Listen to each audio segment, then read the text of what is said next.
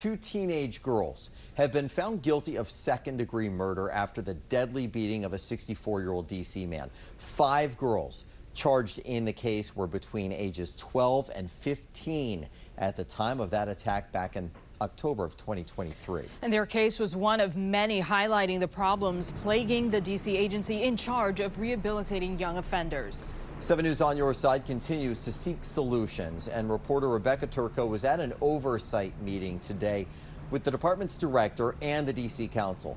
Rebecca, the director, testified that their responsibility is growing as the youth detention population grows.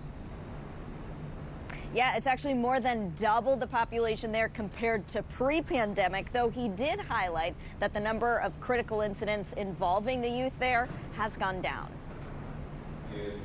The head of D.C.'s Department of Youth Rehabilitation Services sat down for a lengthy roundtable where the head of the new subcommittee overseeing DYRS and another council member honed in on the department's performance. It is a glaring indicator that more than half of the young people in the care of DYRS are ending up back in DYRS. That is an abject failure. Subcommittee Chair Zachary Parker told Director Sam Abed he wants to ensure the money they're pouring into the department is translating into fewer kids winding up there. What information do you have to say what you've been doing all year is working? The longest lengths of stay have declined considerably for kids awaiting placement. That's where the director says they're seeing the most progress. The Attorney General's new bill targeting DYRS also addresses the amount of time it takes to place a youth offender in the correct program, as well as oversight.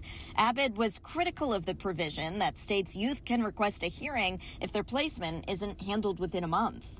It creates a presumption of release in that bill. That's a creative way of looking at it. Abed claims the timelines proposed would be okay if his department had more funding and more staff. Councilmember Zachary Parker says the problems addressed today have been around for years and have not been fixed. What we are hoping is that by placing goals on the agency, by having mechanisms of accountability, that we can have faster placement times. And there's another hearing involving DYRS on Friday. This time, members of the public are invited. Councilmember Parker tells me he doesn't know whether anyone from the AG's office will come, but he does expect someone from the public defender's office too.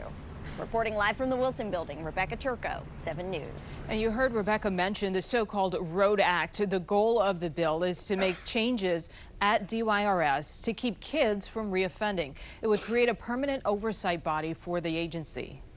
And of course, it would also allow courts to step in if services aren't working and would require DYRS to take more customized approaches to helping kids. The mayor says she does not support the bill as it is now, claiming it actually creates new obstacles for some at-risk youth. And you can find more information about the proposal on WJLA.com, as well as our extensive reporting on concerns with DYRS and its facilities. All our coverage is also on our 7 News YouTube page.